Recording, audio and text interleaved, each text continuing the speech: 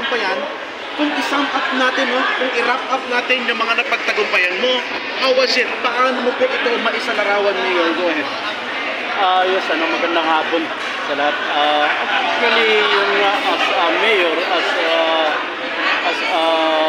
2016 elected mayor, talagang may challenge. Ang daming challenges na aking na upuan, naharap dito sa atin, sa bayan ng South Opi.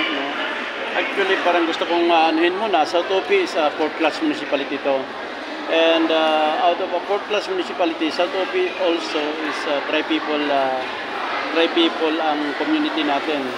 And belong to a mountainous place to, and agricultural areas, agricultural land yung function ng ating area. Kumbaga farmer lahat yung ating Kaya with barangay, 11 barangay tayo, and with a total area of almost 50,000 square hectares. Hindi ganoon kadali para sa akin, to develop the priority needs ng ating lugar, lalo na doon sa ating farm to market road, lalong-lalo na doon sa mga nabanggit ko kanina na yung ating malnourished rate is napakataas. 2016, nag-average kami ng 30 above. So yun yung mga challenge na aming naharapan. Kaya ang unang-una, talagang hindi naman kumpuni but inipon. Kumbaga nag-set down talaga kami ng aking sangguniang bayan elected official, the line agencies concerned doon sa mga priority needs na aming South Opi. Yun ang aming ginawa talaga. At tiningnan namin kung saan kami mag-continue doon sa aking mga pinalitan. Because yung mga pinalitan natin, meron naman silang mga accomplishment, but I think, sabi ko, during our time natin, dapat masustain natin o makontinue natin o mapa-increase pa natin yung ating development program. Pero with all these challenges, kanina kasi isa sa mga highlight is yung sunod-sunod yung mga awards na nakuha ng LGU South Opi. Alin doon sa tingin mo yung talagang may impact, no? Dahil 3 consecutive SGLG, at the same time, awarded din ho kayo ng SEAL, Salamat Excellence ng BARM, Prime HRM, at the same time, meron pang child-friendly, Mayor. Yes nga, totoo yun, because doon sa Seal of Good Local Governance National Award natin, nag-attempt na rin kami 2017, and hindi namin nakuha yun because yun nga, marami kaming pwede pang i-improve doon sa 7 areas compliance natin. But 2018, nung nag-attempt kami, pumasa tayo doon. And then yun na, consecutive. 18, 19, and 20, nakukuha natin. Only during pandemic, wala tayo doon. So hoping this year nga, for the 4th time, partially may result na according, and South Opi again, passer for this year, for the 4th time. So yun yung, yun yung lagi kong binibigyan ng emphasis na yung Seal of Good, yung SGLG, National Award, is hindi makukuha talaga ng local government unit of South Opi kung hindi talaga magtulong-tulong yung ating mga line agencies, because nandyan kasama yung ating PAPS, kasama yung ating social worker, kasama yung ating health, kasama yung ating youth. Yun yung mga composition kung paano tayo papasa. Of course, isa doon yung income natin. So yun yung kung paano natin mapasahan yung SGLG. Aside from that, yun yung Salamat Excellence Award, yung Salamat Excellence Award in Leadership na talagang para sa akin parang innovation ng ating BARM region.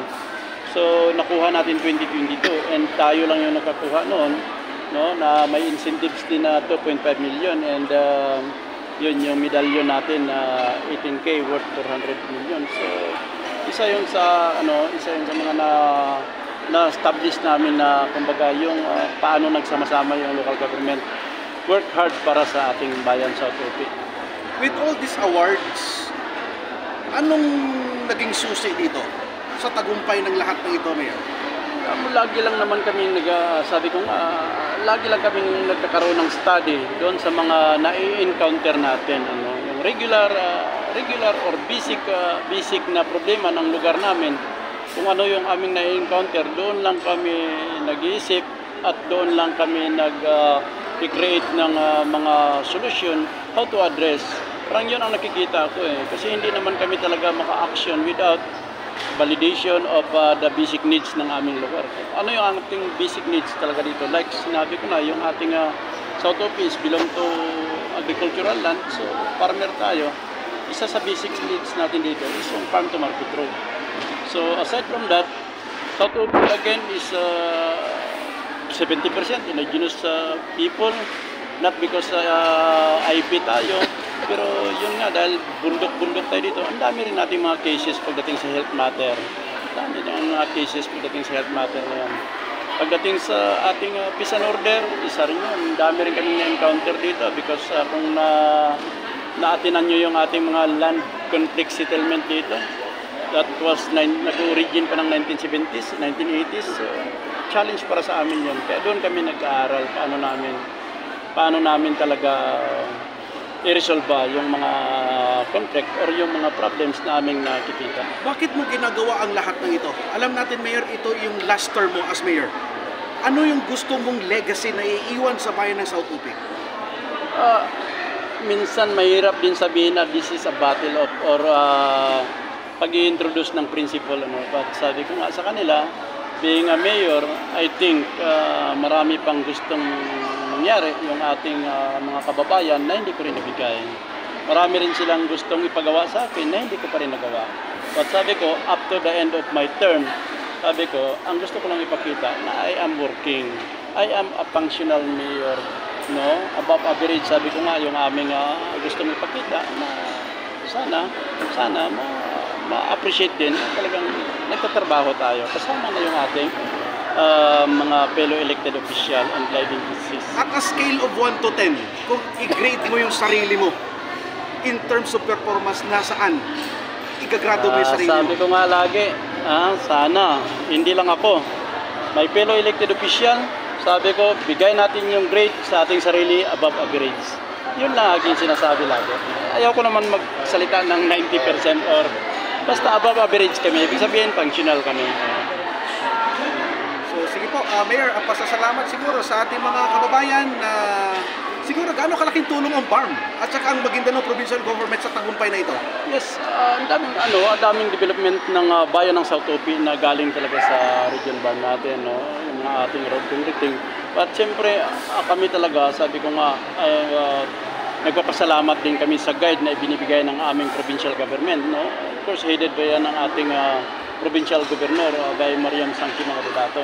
Know how to lead being a governor to the province of Maguindanao del Sur and how to convince the South Upi municipality as one of the municipality of Maguindanao del Sur to become a performing municipality. Thank you very much, Mayor. Above average. Okay. At a scale of 1 to 10.